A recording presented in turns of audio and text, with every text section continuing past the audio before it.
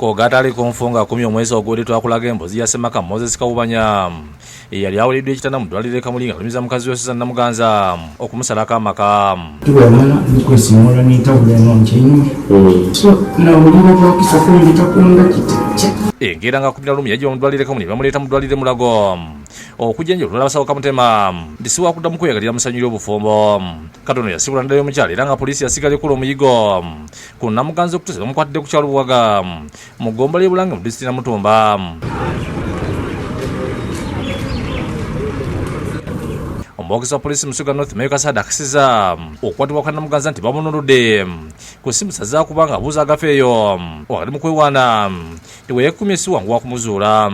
Yali yajja wa muganda we yafumbirwa awo yatuuka ebyasirika ezira kyeyabakobera bolowooza balowooza nti yali akyaire era ezira kinabayire bayire kubanga tuteekateeka fayiro eweeyo omuye naatwalibwe n'omugga.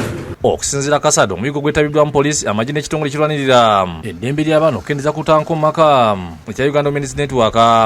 Namuganza mu kugera kwategeeza nti Sitani ye mukema era yejjusa okusala kubba omusajja n'asaba ekisonyiwo.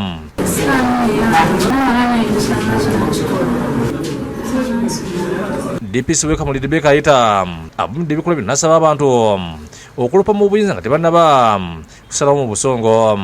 Ekikolwa kyali kikyamu ate kya butemu ate ne tukubiriza abakyala abalala abali eyo nti bwe mubeeranga n'okulwanagana mu maka tulina abantu ng'abamadiini nga bapasita basheeki bareverandi oba tulina abazadde tulina emikwano gye tuyinza okugenda ne tubasaba ne batugonjolera ensonga zaffe. RDC w'e Kamuli Rose Birungi atendezza omulimu poliisi ye Kamuli gwekoze okukwata omukyalo ono n'avumira n'ekikolwa kyeyakola. Kyatukola bubi nnyo kubanga yakosa nnyo omwami ate bwe yamala okikola n'adduka. Nenjagala okwebaza ennyo nnyini ddala aba security yange wano eye Kamuli. Poliisi ekoze omulimu munene kubanga okuva lwe yadduka ebadde emunoonya. Ye Kawubanya olulabika Namuganza bakira gwayita omutemo akabi nasse n'ekikowe olw'obukenke bwabaddeko. mu mirembe yali mukazi wange naye atakaali mukazi kubambaire mubalira mu baafwera sibe bamugemye nayongera okuguma omutima nti nsobola okukuza abaana ate n'abaana beene bamaze okuguma bayidinga maama azirawo.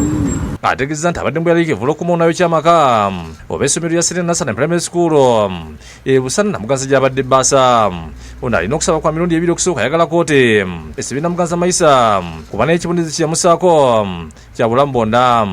Ng'era kooti eyo yeetengereire eramula omukazi oyo abe mu ikomera paka obulamu bwe kuba ekiwundu kiyantuusaako ekibonekako n'ekyokumwoyo kijja kumbaako paka. Asabye n'abazadde okusuudwa bulekera abaana kubanga omutemu gubadde beeraliikirira akwatiddwa.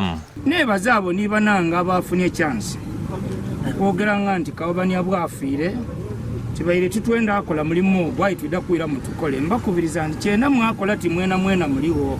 Nathan Sengoba yakusakidde Gullen Rwawukede TV.